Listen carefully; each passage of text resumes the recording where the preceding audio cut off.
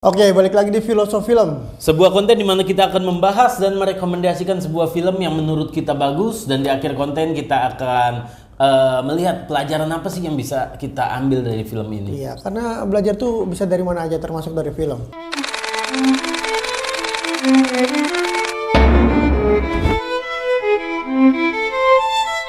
Oke, balik lagi bersama gua Rian di sini. Dan gue Didit.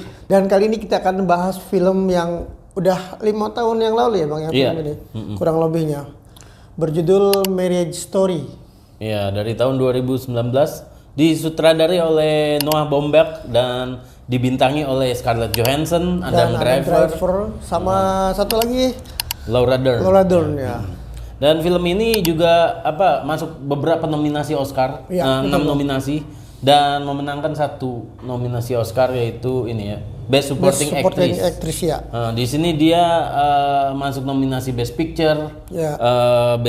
Best Actor dan Best Actress juga ya.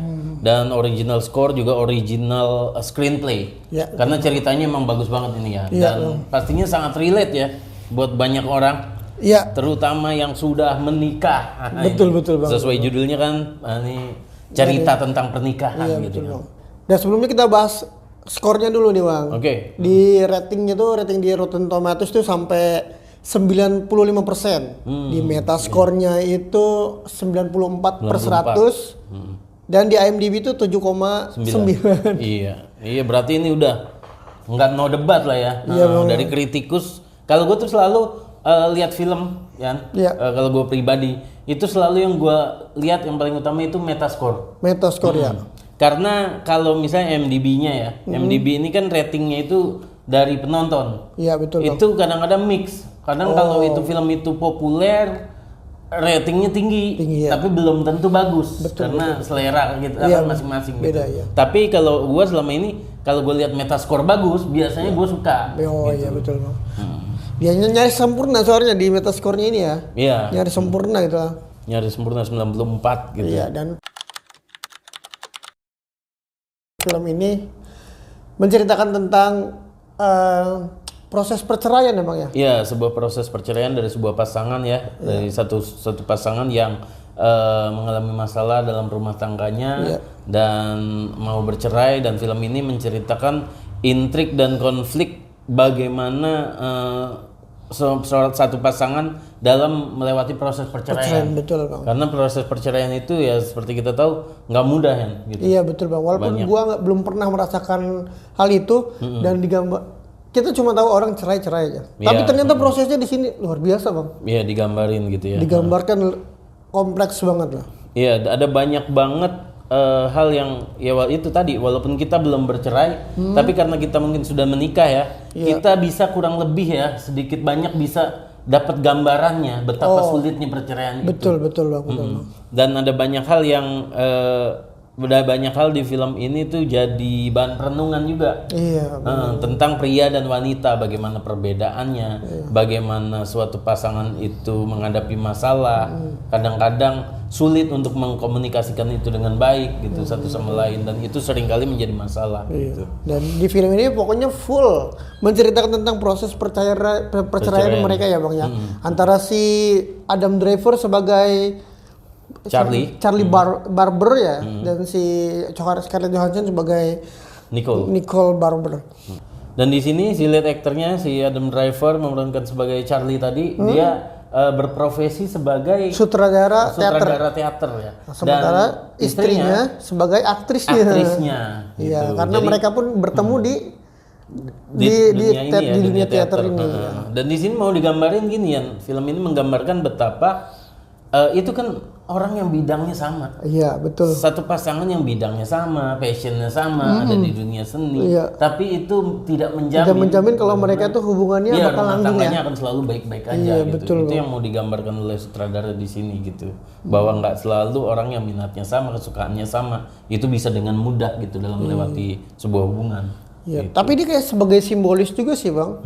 Sutradara kan suka ngatur-ngatur. Iya. Istri tuh aktrisnya kan istrinya kan dia yang diatur. Ini kayak simbolis saja ya. Simbolis rumah tangga. Iya, dualisme peran ya. Iya, bener, Bang. Peran sebagai dalam dunia profesinya seperti itu, bahwa si suaminya menjadi direkturnya, istrinya menjadi aktrisnya. Tapi di dunia nyata permasalahan yang mereka hadapi juga gitu. Yang dikeluhkan sama istrinya kan bahwa dia selama ini merasa tidak punya kehidupan karena segala sesuatu diatur oleh sama suaminya gitu. ya. Apapun suaminya ya. Ini artinya di dunia kerja baik juga di rumah sama. Iya, gitu. betul, Bang. Oke, Bang, info menarik apa aja yang ada di film ini, Bang? Film ini tentu yang paling jadi highlightnya banget ya, yang paling memorable banget buat kita, adegan utamanya, adegan puncaknya. Iya. Itu ada ya, fight scene-nya ya. Iya. Scene di mana mereka tuh berdebat dan adu argumen di situ. Iya, betul. Nah, adegan ini jadi adegan yang paling emosional, diingat oleh banyak orang. Iya, betul. Nah, dan adegan ini yang nganterin mereka masuk nominasi Oscar, dua karakter ini. Nah, untuk scene ini sendiri itu di take sampai 50 kali. 50 kali. 50 kali karena itu one take gitu. One long shot gitu. Iya, betul. Dari awal sampai habis tuh dia nggak boleh putus. Iya. Nah, ini sampai 50 kali take. Baru dapat dan memakan waktu selama 2 hari. 2 hari ya. Full tuh 2 hari cuma berantem satu doang ya. Satu adegan itu aja. Iya. Jadi 2 hari mereka berantem aja di situ ya. Itu krunya bosen banget pastinya. Iya. Ambil adegan sama. Dan ini kan di scene ini dialognya tuh banyak banget. Banyak banget dialognya, cukup panjang, scene-nya juga cukup panjang. Dan ini ternyata dari mulai ekspresinya, dari mulai kata perkatanya ini nggak ada sama sekali improvisasi. Iya. Harus ini sesuai dengan scripted, ya semuanya. Ya, ini makanya Bong Joon-ho yang di film Parasite kan, nggak boleh ada improve. Iya, benar-benar. Iya, dalam film tertentu atau bahkan kadang dalam adegan tertentu kadang director mau sesuai skrip gitu karena dia udah pede banget sama skripnya, jangan sampai ada improve gitu. Iya, dan itu sebenarnya lebih sulit ya. Dan sebagai aktor tuh lebih sulit. Iya, gitu. benar.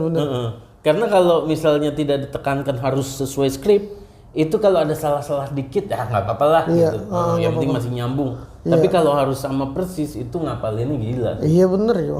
Kayak film Sidul Simandra kan improve terus tuh, Bang. Improve, iya. Tapi kalau di sini nggak bisa ya. Harus. Iya, di adegan ini dan ternyata terbukti bener gitu, adegan ini emang adegan yang puncaknya lah. Bagus banget adegan ini. Dan info menarik lainnya, Bang, ternyata ketika si Scarlett Johansson dia tawarin untuk jadi peran ini, dia tuh lagi proses perceraian sama suaminya. Iya, perceraian yang kedua. Iya, sama suaminya yang jadi jurnalis Prancis tuh. Jadi kayak pas banget ya, Bang. Iya, jadi waduh, gue dapet skrip yang gue lagi ngadepin gitu. Mungkin emosinya keluar karena dia lagi ngalamin juga kali, Bang ya. Mungkin ya. Dan ya itu tadi 4 orang utama yang berkaitan dengan film ini, yang terlibat dalam film ini, kayak direkturnya Noah Baumbach, terus Adam Driver, Scarlett Johansson dan Laura Dern. Ini cuma Adam Driver yang belum pernah cerai. Yang 3 diantaranya ini direkturnya Scarjo sama Laura Dern ini sudah pernah cerai. Oh iya, benar. Nah, Adam Driver adalah anak korban perceraian. Anak. Jadi orang tuanya bercerai. Jadi mereka berempat istilahnya punya pengalaman dan punya perspektif sendiri tentang perceraian. Gitu. Oh, betul, Bang. Itu yang membuat unik juga film ini. Gitu. Iya, dan film ini kan mungkin dia terinspirasi dari perceraiannya sendiri dan perceraian orang tuanya si Noah Baumbach juga. Iya, Noah Baumbach ini bilang bahwa film ini benar-benar terinspirasi dari perceraian dia sama aktris juga. Si ini Jennifer Jones, Jennifer. Jennifer ya. Ini mereka dan si mantan istrinya juga udah dikasih baca skripnya, disuruh nonton filmnya dan dia juga suka. Iya. Mungkin sama nih sama kita dulu gitu. Iya, bener.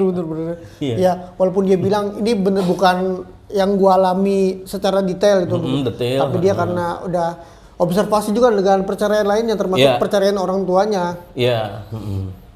Nah, yang di sini kan yang menang Oscar itu si ini Laura Dern, supporting actress. Dia berperan sebagai pengacaranya si Nora. Nah, dia ini potret karakter yang dipakai sebagai karakter di film ini.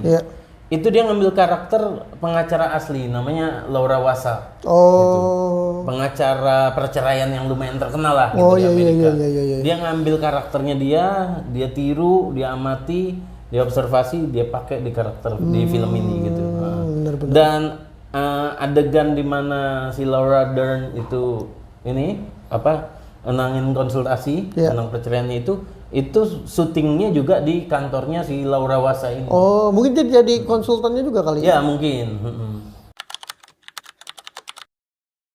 Di film ini adegan favorit atau yang berkesan buat lu apa, Bang? Di mana? Adegan apa gitu? Iya, tentunya pasti kan adegan puncaknya adalah adegan yang ini ya, fight scene-nya itu ya. Iya. Adegan mereka debat gitu. Tapi kalau di luar adegan itu cukup sedih juga di adegan terakhir ya, saat Adam Driver mau ngajak anaknya pergi. Iya, anaknya yang baru bisa baca surat dari. Bukan yang itu, bukan. Oh bukan. Tapi gue yang adegan paling akhirnya, mana Adam Driver ngajak anaknya keluar dan si Nicole ya, karakternya si itu, Nicole ngelihat tali sepatunya mantan suaminya tuh lepas gitu, dan dia nyamperin tetap untuk ngikat talinya. Iya, tetap menghargai. Jadi kayak bagaimanapun mereka udah berpisah, tapi mereka sama-sama saling tahu sifatnya, saling tahu kebiasaan-kebiasaan kecil dari mantan pasangannya, dan dia tetap peduli gitu. Dan itu sedih banget, itu adegan itu buat gue ironis gitu. Bagaimanapun mereka berpisah, bagaimanapun mereka udah pernah bertikai di pengadilan gitu ya, pada akhirnya mereka tetap masih punya saling kepedulian gitu. Iya benar, ya itu sama pas lagi kumpul nih para pengacara dan dia, itu kan si Adam Drivernya nih bingung mau pesan apa, istrinya yang mesenin ya. Padahal udah bercerai tapi dia mengerti itu. Ini, wih keren banget sih, masih saling peduli itu. Kalau gue adegan favoritnya itu Bang, pas anaknya lagi baca surat dari ibunya itu.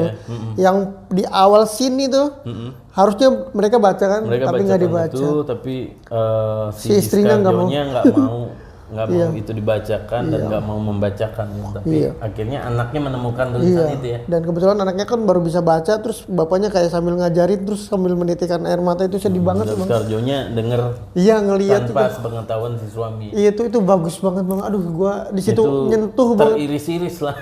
Iya Bang. Sebenarnya mereka tuh saling menghargai, tapi karena udah ngerasa beda jadi ya harus cerai gitu. Sekarang makna film apa yang diambil dari film ini Bang? Oh film ini banyak banget sebenarnya. Banyak maknanya. Iya sepanjang film tuh bikin kita merenung lah. Terutama kita kalau kita udah nikah itu kita makin ini banget, makin relate, makin dekat sama film ini. Dan diantaranya yang gue dapet juga bahwa kadang pertengkaran atau konflik itu berasalnya dari ini ya, ego. Memang dari ego gitu. Di film ini salah satu ironi yang bikin sedih adalah mereka ini dulunya kan dua orang yang saling mencintai, dua orang yang saling peduli, tapi di titik tertentu saat mereka punya saling kepentingan yang berlawanan dalam perebutan hak asuh anak, mereka seolah mau nggak mau jadi saling menjelekkan, saling ngebongkar aibnya, supaya dapat hak asuh. Ini ironis, dua orang yang dulunya saling sayang, saling peduli, kok akhirnya harus saling ngebongkar aib dan itu saling menyakiti. Dan ada adegan di mana pengacaranya tuh lagi debat, terus mereka berdua kayak bingung, gua ngapain sih di sini? Ini tentang apa sih? Iya. Dan di situ kayak karakter pengacara itu yang malah bikin runyam Bang. Iya, karena mereka itu yang mau disampaikan film ini. Pengacara itu berjuang untuk kepentingan mereka. Bukan kepentingan pasangan ini. Mereka nggak laku kalau pasangan ini rujuk gitu. Iya benar. Ya malah sebenarnya kan dari dua pihak ini nggak mau kan, sebenarnya nggak mau ngebongkar aibnya. Kayak dia minum alkohol aja nggak mau disebutin tadinya. Tapi ujungnya kan. Iya, kayaknya itu strategi dari pengacara kan. Iya gitu. Bang. Nah itu yang pelajaran yang bisa diambil adalah bisa nggak sih kita kalau menghadapi konflik, menghadapi masalah, kalau aja ego kita tidak setinggi itu, kita bisa selesaikan dengan baik-baik aja, nggak usah saling memojokkan atau menjelekkan.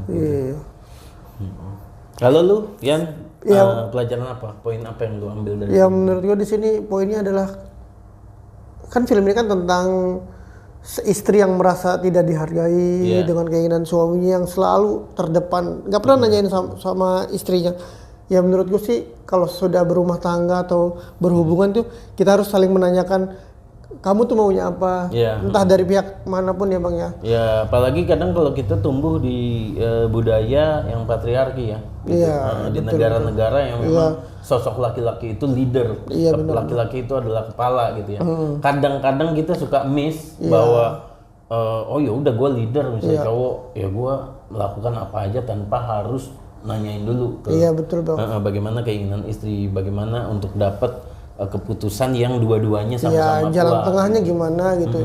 Ya makanya di sini harus saling komunikasi sih pentingnya. Masalahnya yang jadi korban itu anak ya Bang. Kalau bercerai kalau udah punya anak. Walaupun di film ini kayak anak tuh sosoknya bukan sebagai korban doang tapi sebagai penengah ya. Jadi setelah mereka bercerai malah mereka bisa hubungan tetap baik karena anak ya. Gitu. Dan di film ini juga menggambarkan orang tua tuh kalau misalnya berantem jangan di depan anak. Mereka nggak pernah berantem di depan anak kan. Jadi untuk kayak menjaga psikologi anak. Iya betul Bang. Jadi tetap jadi orang tua yang baik. Ya maknanya pokoknya itu sih harus saling komunikasi aja dalam berhubungan gitu Bang ya. Iya. Oke kayaknya gitu aja Yan ya. Ya. Skor lu untuk film ini berapa Yan? Menurut gue ini sih 90-an lah Bang. Iya. Sama sih gue juga 90-an. Ini bagus banget, nggak cuma untuk entertain tapi juga banyak perenungan yang bisa kita dapat saat nonton film ini. Betul Bang. Jadi buat kalian yang mungkin mau bahas film tertentu kita bahas apa, silahkan komen dan bantu like dan bantu subscribe supaya kita juga semangat untuk terus bikin konten seperti ini. Oke gitu aja. Gua Didit. Gua Rian. Kita ketemu di episode selanjutnya.